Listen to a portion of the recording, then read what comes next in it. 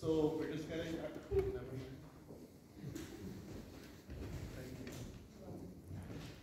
So today we want to congratulate every performer who's gone today for work well done. This is not easy getting up performing in front of persons, and we commend each and every one of you.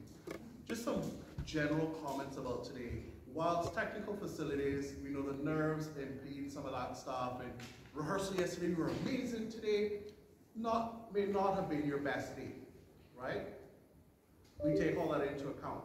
But what we really want to talk about here is the interpretation of the piece that you're playing.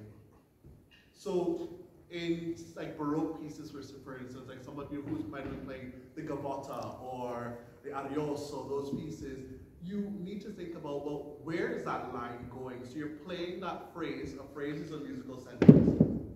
So you need to think about, well, what is the beginning and end of that phrase? Our young cellist who played the Bach unaccompanied, that piece is not easy.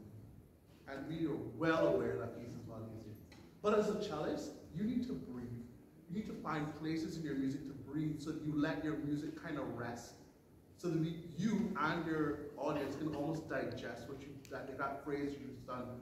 So you need to think about where those arrivals are in that music to really push that piece past where you are just now.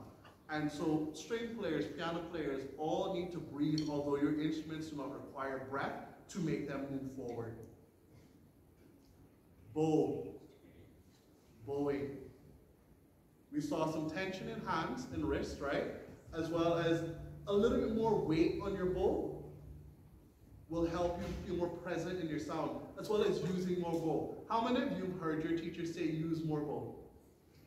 In the pieces that you played, yeah, I'm seeing you here. Your teacher said use more bow because that's where your sound's gonna come from. That's the device that you're using to pull out that sound.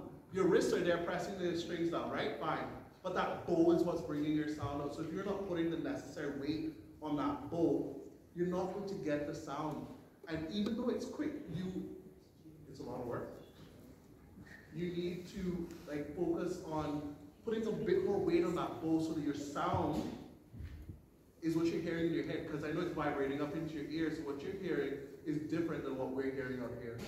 So when you're playing, really think about how much weight you're putting on that bow so that your sound becomes a lot more present and it can project across the room, right? Because this is a small enough space. This is a small-ish space, larger than your practice rooms at your studios maybe. But imagine if you were in an auditorium of 3,000, that sat 3,000 people. Your playing there will be different than you're playing at home.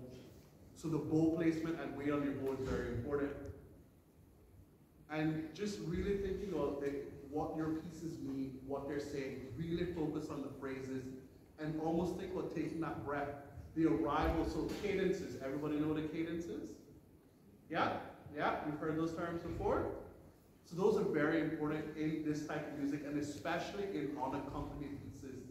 Cadential arrivals show us the beginning and end, right? They're showing us where the end is. So really focus on that. Well done, everybody. What you really want to hear from me is what you got. I got you. All right.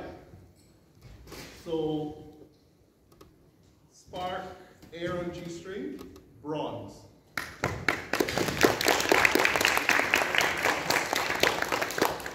Came on music school, gavotta, silver.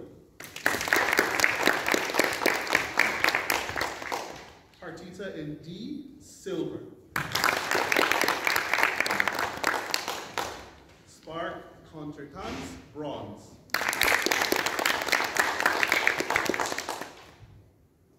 St. Ignatius, somewhere only we know, silver. St. Ignatius, Dublin time, bronze. Arioso, silver. Aleman, silver. St. Ignatius, Saraband, gold. John Gray, Talon Violin Concerto, silver.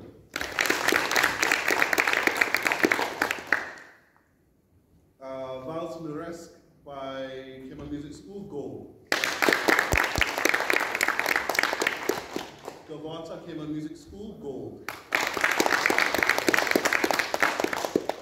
Canon by Pachelbel John Gray, gold. Arrival of Queen Sheba, John Gray High School, gold.